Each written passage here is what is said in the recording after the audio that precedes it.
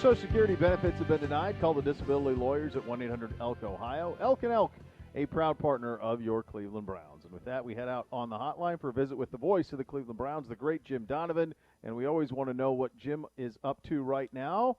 A lot of rain, buddy. Are you having to deal with that out at the Ponderosa? Yeah, we are actually kind of into a winterizing kind of mode, which really played well over the weekend with the weekend off. So we're kind of getting ready for when the weather turns. And typically, as you guys well know, it can turn in a snap. So we're getting winter blankets out, checking the hay loft to make sure we're stocked the right way with first cutting, second cutting. So I think we're ready. I think we're ready to go. That's great. Absolutely great. We asked Gibby this, and Enzi. I asked Gibby and Z this. So a fan tried coming into the Ravens radio booth. I don't know if you saw this or not, Jim, over the weekend. A fan tried coming into the booth, and I asked them for them to take me through how they think it would have gone had that happened to you guys. How do you think it would have gone if that happened to you guys? We've been close a couple of times, not in a bad way, but in a festive way. Sure. So we were really close, and I'll tell you when it was. If you guys remember the Saturday night game in Denver, Baker Mayfield's rookie year, when Jabril Peppers sacks, how about this, Case Keenum, and the Browns win the game on national TV. There were a lot of Browns fans at that game that night because the Browns had started to show signs that they are turning the corner in the right way. And there were fans kind of like coming up near the booth. They didn't actually hoist a leg over and try and get into the booth. Now we've got a 13-year left tackle veteran up there that can still throw a block if we need him in Doug Deacon. So I'm thinking maybe he might have shifted into left tackle mode and defended well, kept us away like he did, would-be rushers off of Brian Sipe back in the Cardiac Kid years. And you also have a guy who takes great pride in physicality and defending the paint back in his basketball career. Gibbe would – that's what I said. At least at our home booth, he's coming off of that elevated area like he's the macho man coming off the top rope on somebody. I didn't even think of the second row. You're right. The second row is intimidating with that hulk of a guy back there ready to go. And you're absolutely correct about that. I feel very safe. I feel even safer now with Doug on one side and Gibby coming over the backside. That is perfect. Jim, this is Steelers week. It's a lot more fun because you get a win on Thursday, isn't it? This thing would have had a very different tone to it. You get that win. You kind of keep pace with Cincinnati and Baltimore atop in a monster game against the Steelers. But everything changes with getting a win that I think in retrospect felt like a must-win in the moment, and I think now even holds up even further than it was. Oh, I think so, Bo. I think going into that game, I think that everybody felt it's an overused cliche must-win, but it really was a must-win, I think, because there are so many teams that have gotten out into a fast lane this year with very, very big-time winning records that you want to be able to stay within touch of them.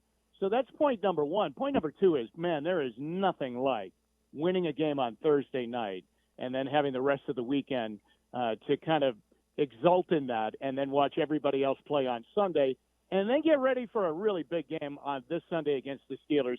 And I think it put a whole different mood on that game because, I have to tell you, walking out of that stadium a couple of Sunday afternoons ago against Arizona, there wasn't a good vibe. There really wasn't. I mean, they had just been really handled pretty easily by the Cardinals, and certainly a great team. They were beaten up physically, and they lost their quarterback, and we didn't know what his situation was.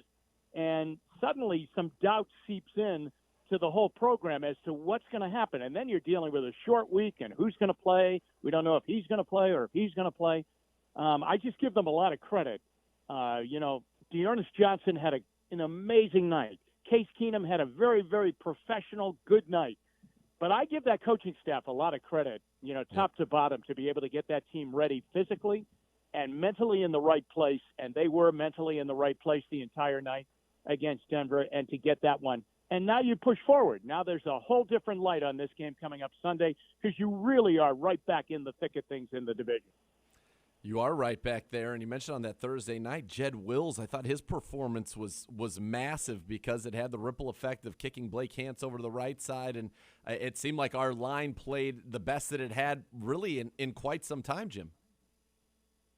You know, Nathan, it's a great line. There's no doubt about it. I think when people forecast the Browns' future coming into this season, they would start with, they might start with Chubb and Hunt. They might start with Mayfield. But I think a lot of people started with, they have that great offensive line. And it really is a great offensive line that has been nicked and dinged. There's no doubt about it this season, right across the front. No doubt about it. Everybody has been dinged up. And I realize nobody is the same physically today as they were at the beginning of training camp. I definitely buy into that. But when you lose tackles, and it's plural, and you lose Chris Hubbard too, to add to that, that becomes a real problem. But once they started to come back, and when Wills came back, you're right, last Thursday night, they became dominant again, and hopefully we get Conklin back and they become full in form. They become dominant again, and that's the path to what they can do offensively. What they did on Thursday night was a product of a lot of good individual performances, but collectively there were some beautiful, beautiful runs that were set up by some great blocks, some great interior blocking, with Petonio and with Teller and with Treader. They just did a great job. And then those that running back, specifically Dearness Johnson took care of the rest. But that offensive line together makes this a very, very difficult team to handle offensively. And really, when you think about it, if they have been healthy this year, they have been really good offensively when that offensive line has been intact. Unfortunately, that hasn't been too many times. Well, you mentioned Dearness, Jim. What a story. I mean, that's one that'll live for a long time. You've been doing it a long time. That's a big spot. The third running back. We certainly, you knew how good he was. You remember from the Dallas game, but geez, right? You got to come up big there, and boy did he. That's a remarkable story, isn't it? It really is. And Beau, during the summer when we were out doing the shows out at training camp, I think I turned to Nathan. If you remember this, Nathan, I said to you, "Does Dearness Johnson make the team?" Because they had drafted Felton, right? And I was kind of wondering, hey, what are the numbers here? What's the numbers game when you're playing that? How many are they going to keep here? How many are they going to keep here? And I was worried about him. And I know, Nathan, you said, they love Dearness Johnson. 100%. And I can remember, and I can remember doing one of the pregame interviews with Kevin during the preseason when Dearness was obviously going to play a lot in those games, and he just, was just overwhelmingly, enthralled with him and everything he does. What a great teammate he is. What a great player he is. What he does on special teams. How his teammates love him. I mean, that is a great story. Guys, I went to a great restaurant in Medina Square on Saturday night, on Saturday night to celebrate the win. And in honor of Dearness Johnson, I ordered mahi-mahi because I know that was part of his. Yes. That was part of his previous life. That is well played. Well played indeed. And you're right. Great story, great celebration. Maybe next time, in a few years ago, you would have been able to have him there for the fresh catch that day. But now he's just out there catching passes and running in touchdowns for the Browns. Jim, one of the best parts about winning on Thursdays, you get to watch the league, and I think that we were all very, very interested in one particular game, which was the Bengals and the Ravens. And to say that Cincinnati and Joe Burrow and Jamar Chase put on a show, and their defense, I should say as well, would be an understatement. What did you come away from that game thinking?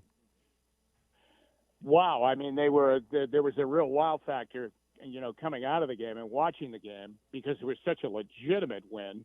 The thing that really kind of reminded me, see if it piques your memory, when we went into Baltimore a couple of years ago and won there in kind of the same fashion. Now, we did it a different way. Chubb had a huge game that day and dominated the football game. But, they did it a different way yesterday. Joe Burrow, Jamar Chase, and the defense is really in both situations, the Bengals defense yesterday and the Browns defense on that particular day, kind of wore down the Ravens, kind of got to Lamar Jackson as the afternoon went along, made them one-dimensional, and that's exactly what happened yesterday. It's just almost the same foot plan that they did, except that we ran it and they threw it. I can also remember, and I'm going to criticize myself on this, in one of our draft night shows, during the draft this past spring, I really thought the Bengals had blown it when they did not choose an offensive lineman with that high pick, because here they had this precious cargo in Joe Burrow, and he had had a terrible knee injury, major reconstruction of that knee, and had taken a pounding leading up to the actual day he was injured. And I thought, offensive line to protect this guy, and they take Jamar Chase.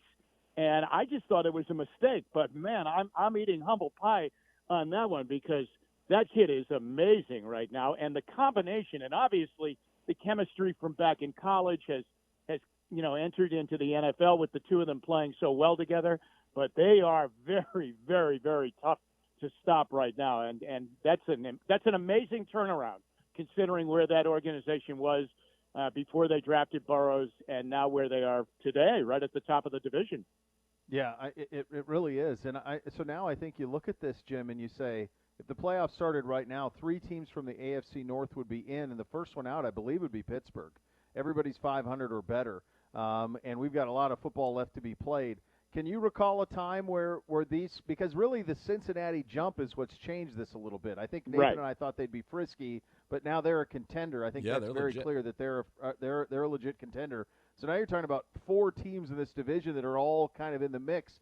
Can you recall a time where that was the case? No, not where all of them were, so competitive and had a pedigree, because you're still talking about a Pittsburgh team that, even we'll see it Sunday. They still know how to do it. They're not doing it with the same people, and they're older in certain key spots, most notably at quarterback, but they still know how to win it. They can squeeze a game out in different ways.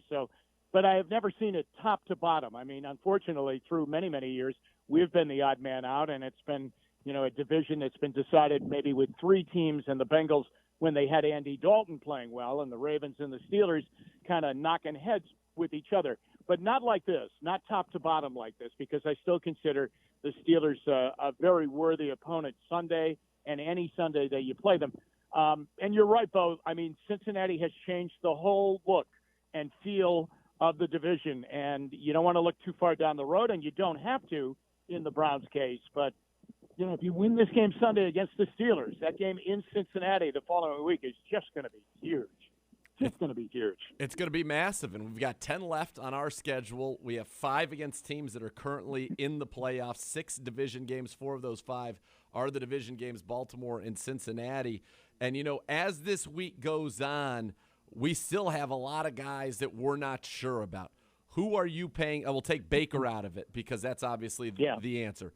Who else do you really want to see, or what names are you really focusing on that you think will have the biggest impact in our ability to deal with the Steelers? Well, I'm happy to hear about Chubb. I think that's, that's imperative. I mean, if we're going to go down, you need him. You really do. You just need him. He's that great. And everything else in the running game will fall in behind him. So I'm happy to hear that he was back out there today. Naturally, Nathan, I look to Denzel Ward, and I still firmly believe, and I think most people do too, that, we're a better defensive team when Denzel Ward is out there. You can do different things in other areas because you have Denzel Ward doing what he does. So that hamstring, and him going down late in the game and the way he exited and, what's going to happen this week, I will definitely watch that with great interest. It would be great to get Jack Conklin back, because I think that offensive line, this is at the point in time, we're getting close to that point in time, if we're not already there, where you want to be able to control games the way they did in the last 5-17 of that game on Thursday night. I worry, guys, that if Denver got the ball back and we didn't run the ball the way we did and kind of run the clock out in that game, I worry that if Denver got the ball back, we were going to be at the edge of our seat wondering if we can make a play and stop them, because they had seemed to find their rhythm and some pretty good movement, and Bridgewater had found what he wanted to do offensively, and they were starting to click. But I think that, we're at that point where, a healthy offensive line, and especially this offensive line, can really control a lot of good parts of a football game. And the Browns really, for a lot of that football game, controlled the football game in time of possession and just the way they played. So those are the guys that I would look to that would be very, very important. I'd love to see Conklin back to get that line intact. And anytime Denzel Ward's out, I worry how long he's going to be out and how they're going to be able to play without him. Though I will say, I think Greg Newsome is playing well and is very close to making big plays. He is right there, ability to make a big play. He is in perfect spot. It's just the finishing touch. And I got to tell you, I think Greedy Williams is playing very, very well right now. Yeah, absolutely. Always great talking to you, sir. Good luck keeping the ponies dry, fed, and warm, my friend. And we'll talk to you again soon. All right, guys. Take care. Have a good week. All right, that is the great Jim Donovan, the voice of the Browns, and we are so lucky that he does have that job for us. Coming up a little bit later, we will do One Thought on a Monday edition. You're listening to Cleveland Browns Daily on 850 ESPN Cleveland.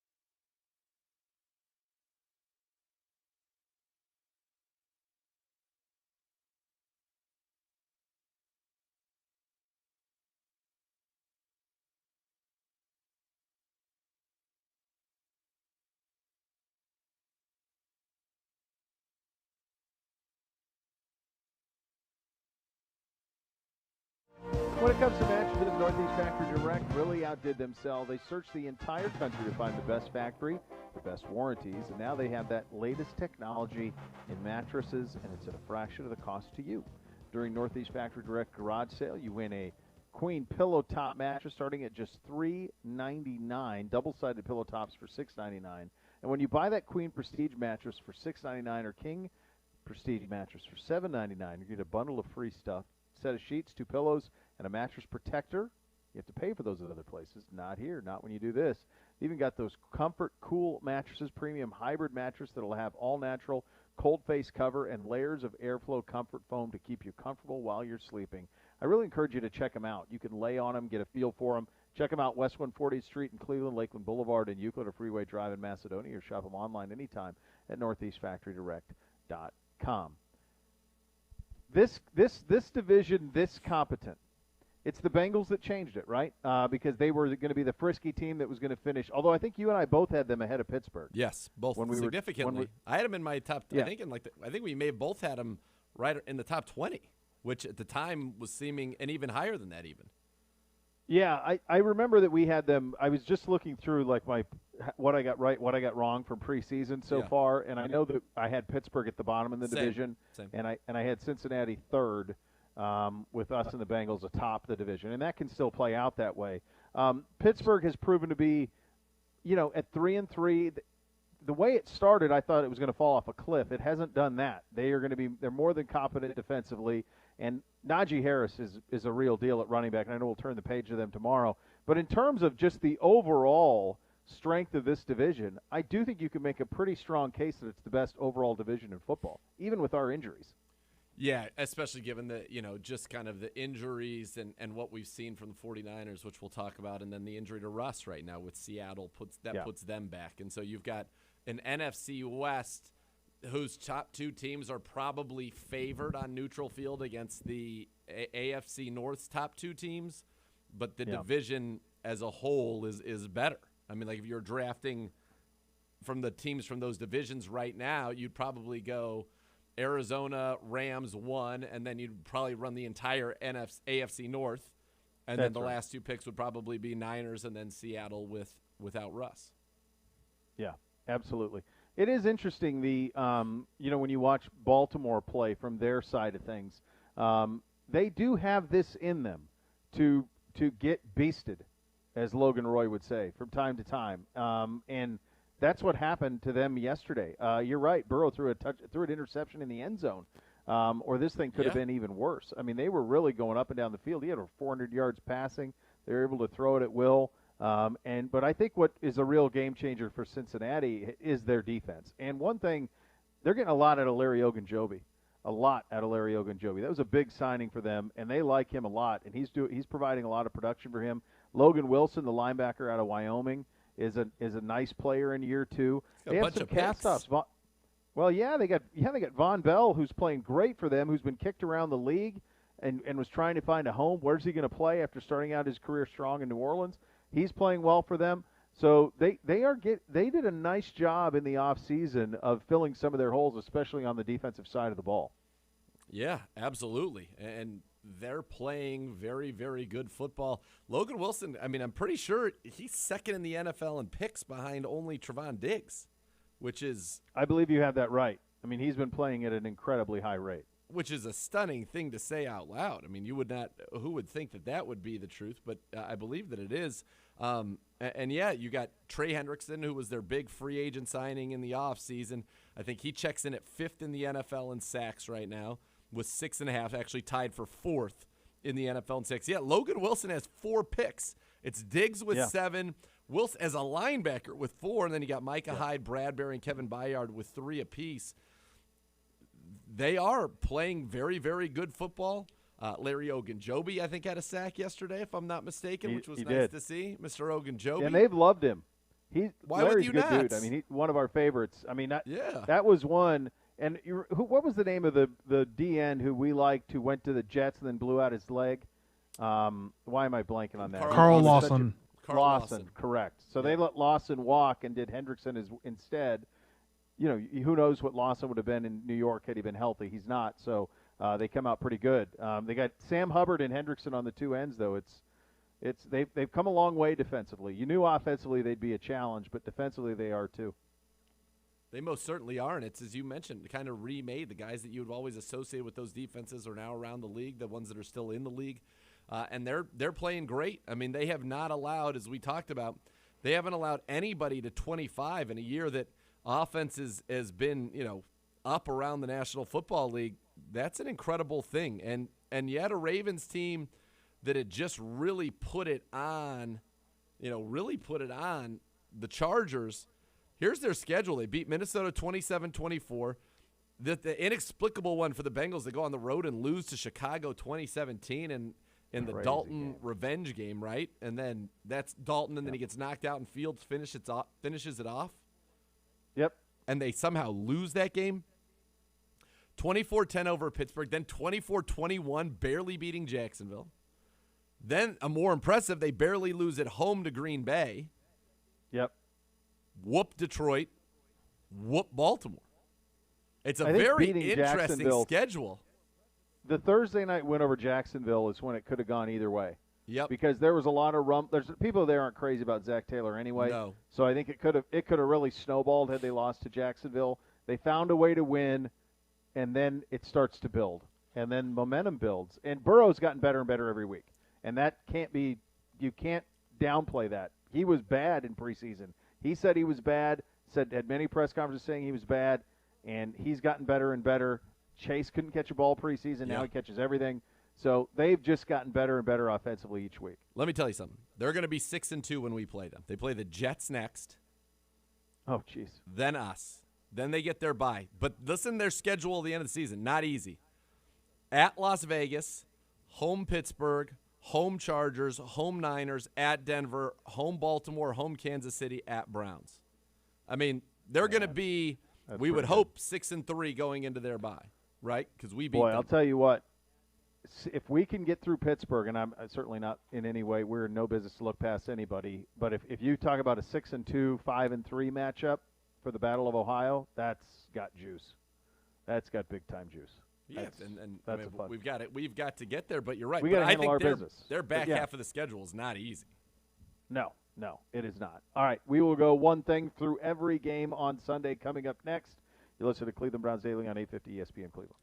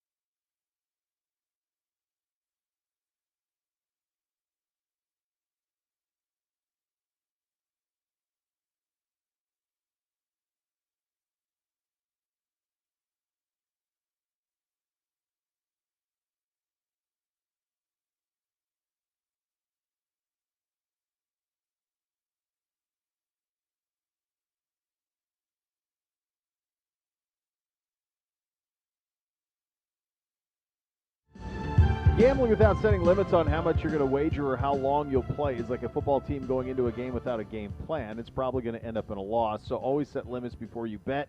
Get more tips like this at keepitfunohio.com. Did not have a full slate of NFL teams. We did have some good ones, some surprising ones, some big spreads. I think only 2 of the 3 spreads ended up being covers, if memory serves. Arizona, which we were on the right side of in the scores. Oh, no, 2 of the 3 did. Bucks covered, Cards covered. And who didn't? The Rams did not ram it. Just ram it. Did not. Sad. So Jared Goff he was there. He was knocking. Hello.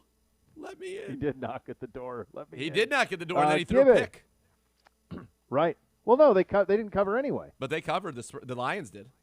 The Lions were getting 17. No, the Rams didn't. Yeah, the Rams did not. No, I know. Rams did not. So Goff did his job. I'm just saying he was knocking at the door to win the game. Yeah. Yes. All right, Gibbe is here. One thought on Sunday's NFL action. How you doing, buddy? Good, man. Good. 11 games. Some good, some really not so good. Not great on the network's decision to make the only game available late day, Tampa Bay, Chicago. Why did they need to have 6 teams on a bye this week and then only 2 next week? Why don't understand. We smooth I that don't know. out? And there were 6 teams of note. There were 6 teams that you wanted to watch play football all off on the same week. I know. Yeah, I thought it was expecting a little bit more yesterday on my Sunday off. Same. Disappointed. Sad. Yeah. One thought, guys, from the 11 games that were in action in Week 7 of the National Football League. And we'll kick things off with the Sunday night football game. Don't look now. The Indianapolis Colts 3-4. Big game Sunday now against Tennessee. 5-2 are the Titans. But the Colts take care of business on the road. They knock off the 49ers last night in a rain-soaked game in Santa Clara that they kept showing downtown San Francisco the entire game. 30-18, the final score. Nathan, why don't you go ahead and kick us off here and talk about your 2-4 49ers? Yeah, well, I got to watch this one. I got to watch this one with Pedro. First beef soup of the season. The table was set for a great Niners performance. They take the opening kick. Elijah Mitchell's running all over everybody. It doesn't look like it's raining, and then all of a sudden the deluge happened. Now, 30-18 is the final. It was much closer than that. This was basically a competitive game all the way down until Garoppolo threw the ball into Deebo Samuel's chest, and it somehow ended up in Xavier Rhodes' hands, and that was basically it. Sloppy game. Tough to take much away from it, but if I will take one thing away from it on each side, one for the Niners, they're making a lot of sloppy mistakes, not just football-wise, but motion penalties, false starts. It just didn't look well. Garoppolo doesn't look great either to me. And then on the Colts side, Michael Pittman is legit. Throw that dude the ball. He needs more than 4 targets. He caught all 4 of them. And the other note of that, not just because I have Pittman, is pass interference yards accumulated by receivers need to count in fantasy football. They do not care about what you're doing in fantasy football. Throwing it out there. They don't. I think I would just say the Colts, they're getting competent play out of Wentz. Yes. The last few weeks, and so that's a big part of their success is that he's played competently. Sometimes even more than competently, he's played good, and that's a game changer because the rest of their roster is really nice. I didn't watch the game last night, but the rest of their roster is really nice, and it's a bad division, so they could make a run. I mean, you're talking about you play Jacksonville and you play Houston, so they could make a run in that division a little bit. Not necessarily to win it. I think Tennessee probably has the inside track on that. To get a record. But they could be a playoff team, absolutely. Sure. They got 4 wins. By the way, taking the temperature on the 49ers from a man who, just remember, though, so you have to this is the caveat, was negative about every single 49ers game that they were trash and were going to lose my entire childhood. Newsflash, they won double-digit games every single year, won 4 Super Bowls. They were not trash. They did not lose every single game. But that's the mindset that he has about every game and everything that's happening with the 49ers. But in this case, there's some validity to what he says. He holds Kyle Shanahan singularly responsible for players trying to play through injuries, and the reason that everybody's hurt on the 49ers is Kyle's fault. I tried to tell him that with the limited knowledge I have of NFL franchises, that's not how it works. There's medical teams. There are players who then make their own decisions. How did he respond to that? Not hearing it, not having it. Kyle's telling the doctors what to say. Okay. All right, Dad. Sure. I said, you realize in the NFLPA, every player is entitled to a second opinion of every diagnosis that they receive of a doctor of their own choosing. Let me ask you this. real quick, because I know we got a lot of games to get through. How much has Google hurt Pedro's repertoire? Massive. In fact, when we were over at the Lockhart's on Saturday night, there were no phones at the table, and that's when he really started launching back into unverifiable claims because there wasn't an immediate check of that. But yeah, no fact check. No, Google has been tough for his Clavenness. But I think he's more upset, honestly, with Lynch than he is with Kyle. He thinks that Lynch is just blowing too many draft picks. And then I'll be like, well, Deebo Samuel seems like a pretty good pick. They got Fred Warner. That felt like a good pick. Kittle seemed like a good pick. He's like, yeah, well, this year's second-round pick stinks. Well, I mean, if they're drafting well, that would mean the problem is with the head coach. I believe I had this 7 weeks ago. God, I can't. If this happens, if he gets fired, he's not getting fired. It's not happening. Chesty but it will be all great. time. You keep telling me that, like, it's not in college. It's not like college where colleges have to pay out these guys. If this is not working, he's out. I think you got it. I think for him, the year that out for Kyle, if things fall apart after next season when you've had a full year of Lance in your system and you've now groomed him to take over because Garoppolo won't be there, if next year is bad again, then I could see it. But they're not on the hot seat in 2021. Maybe. All right. All I know is the groundswell is growing. There is some groundswell. There is. Up next, the Bengals. We did have the worst challenge of all time last night. And the refs were like, dude, this is so bad. Just you can have it back. And they're like, no, actually, we have to take your timeout away from you. We must. Did you see that, Beau? No, I did not. So the Colts run for a first down by like 4 yards. The ball gets punched out by Josh Norman, who actually punched one out earlier that they recovered. And it goes back a yard. The Colts clearly recover it. So it's a first down no matter what. Yeah. And he challenges it. And they were like, no. It was a first down anyway. And he's like, okay, all right. And they say, here, you pick up the flag. There's no challenge on the play. And then they got buzzed in. We're like, no, that does not. There's no takebacks that doesn't once work the red that flag's way. out. So now they had to take us. They didn't even review it. They're like, no, okay, fine. We have to take his timeout. We tried to give you a pass. Yeah, we tried to give you a pass, but we must take your timeout. Up next, the Bengals are in first place in the AFC North. We've talked about it throughout the day. 41-17. One thought on the Ravens. I'm not going to read too much into this in Baltimore. They're still really good. Every once in a while this happens to them, and you guys pointed out we did this to them once. I mean, they're still really good. You're still going to have to go through them to win the division. I wouldn't be surprised if they get Cincinnati when they play them again. I don't know that I'd read anything into this from the Baltimore perspective. I think that it just shows that, yes, like he did against the Colts, who, by the way, are a field goal kicking, a competent field goal operation 2 times away from beating the Ravens. The Ravens would be at 4-3. They would be at 4-3. I mean, a lot of things have happened for this Ravens team that have gone very, very well. They have. I still think what you saw is that the formula is still the formula, right? Get out, beat them, and make Lamar become a pure pocket passer. He's throwing the ball much better. That throw to Hollywood Brown was beautiful. Yeah. But that still is the way you have to go. The other thing that I'll take away from this is that as this season goes on, I think they're going to be even better offensively because Rashad Bateman's a stud. Hollywood's a stud. And Mark Andrews is a stud. But if you don't have time to throw the football. Well, there you go. Ronnie Stanley's lost big. Up next, gentlemen, I would like to say the shocker of the day, but everybody in Tennessee would, No, they would agree. Tennessee would agree. They would?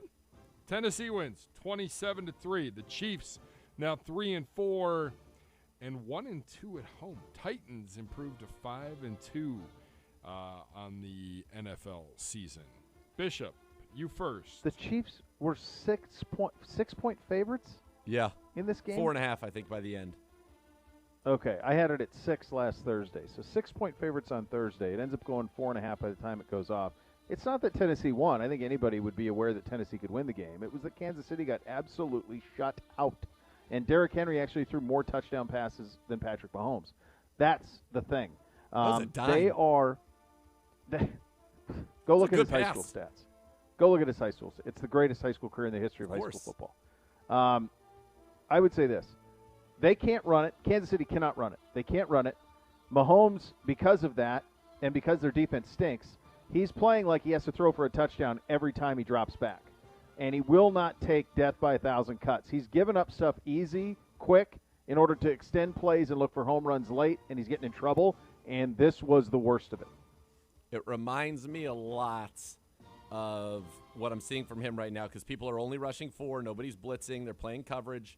And, yes, it is death by 1,000 cuts, and he's not willing to do it. But it reminds me of Rodgers in the last year with McCarthy when he kept trying to just run around and throw the ball all over the place and make one-play touchdown drives all the time, and you can't do that. And he's struggling. I'll tell you, I thought when the guy mocked Kelsey that maybe that was going to be a turning point because Kelsey was hot. Did not matter at all. Didn't matter. And frankly, he's lucky his back isn't broken. He's that one where Simmons kind of ran through. That was ugly. That was very scary. I'm glad he's okay. Very scary. Yeah. Up next, kids, the Rams keep the Lions winless. 28-19. Rams improved to 6-1 on the year. The Lions dropped to 0-7, and I have no idea what the Lions are trying to do. Offensively, defensively, I think they're just grasping at straws right now. It's all by design for them, right, Z? I mean, this was the point. This is going well. I mean, they feel like they have good talent evaluators in that organization. Dorse is there. They believe in their front office, their ability to make picks. They are bottoming out. Sure, they want to win these games. They're bottoming it out. They're getting a long look at Jared Goff to see if they have to go quarterback. So this is going according to schedule. I think they're playing hard for Dan Campbell. So I think everything's probably just fine for Detroit based on how this has gone. Has there ever been a time in NFL history where a team has 2 successful fake punts and recovers an onside kick and loses? Has that ever happened before? I can't imagine it. They're trying Usually everything. That's the problem is they're doing what they should be doing intellectually, but Campbell and some of the people you mentioned in their front office, Spielman, Dorsey, these guys are not okay with the analytics, let's lose to get good, even though it does appear that what they're doing, they do not want to be losing these games. And they're competitive. And Goff made some very good throws. DeAndre Swift, I used to talk about him all the time last year. He's a player. He's a good player. He's a good player. Yeah. But they let everybody that caught passes for them leave. Yeah, it's crazy. I mean, if they just would have kept a receiver and then drafted one of the receivers this year, they'd be in good shape. Yeah.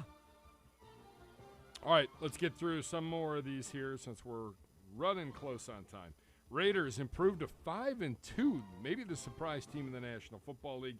They beat the Philadelphia Eagles. 33-22 Eagles dropped to 2-5 on the year, and they're hot garbage. Ewing theory with Raiders, they're better without Gruden. They rallied without him. And Jalen Hurts is a fantastic fantasy player, and it's the biggest difference between fantastic fantasy and reality. He kills you in fantasy. Reality, they're nothing. So that's one of those things where the reality doesn't fit with the fantasy. Can I ask a question? Please. Quickly.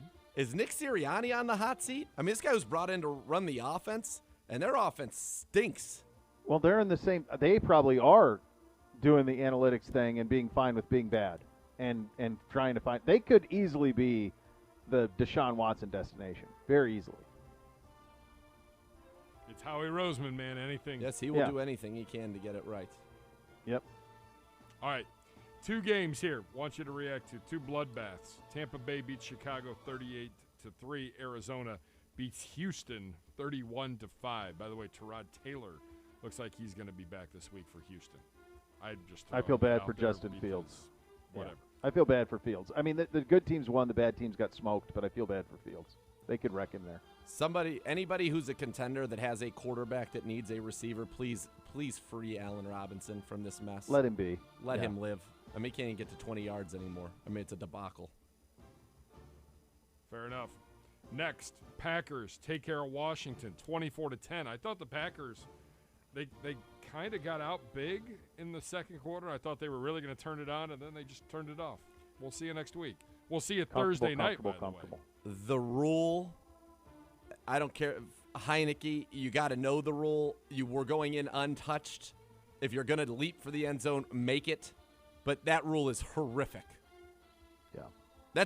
They should have given him a touchdown on the challenge, because how can you say his momentum is stopped when he's still doing this and reaching the ball into the end zone on the very next play?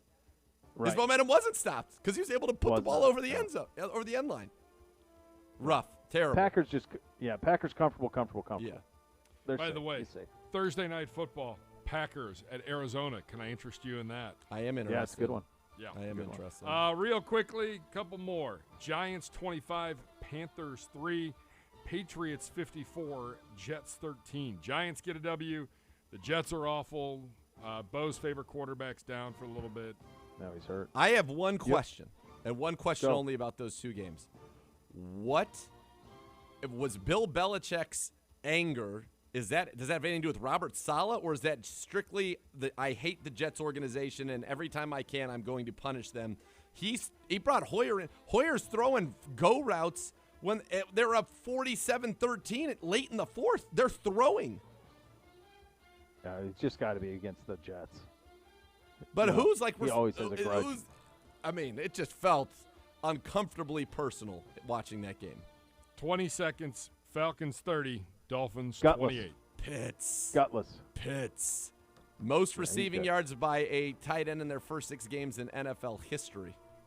Broke Ditka's. What's more impressive, he broke Ditka. Yeah. Ditka had that record for 40 years.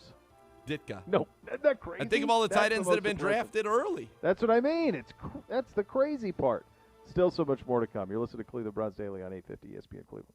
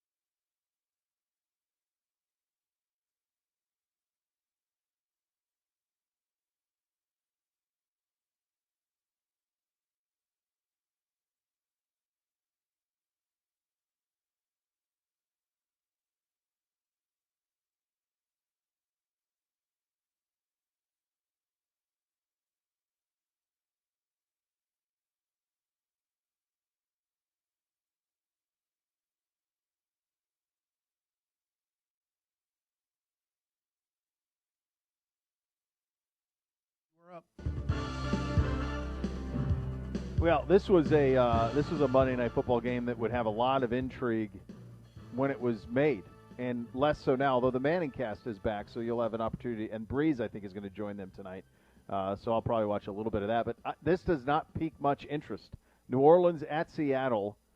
Geno in there for Seattle in this one. Jameis for New Orleans. How do you see it, sir? Boy, I'll tell you what. I think that the Saints are clearly the better football team, but perhaps a little pick late, and it's going to be Saints 24, Seattle 21. Same. Yeah, I'm with you. On that. I think it's ugly. I will watch a little of this. I'll watch a little of the Manning cast. Then I got to catch up on Curb. I had to choose between Succession and Curb last night, so I went Succession. How was Succession? I went Curb. How was Succession? Great. Okay. Great.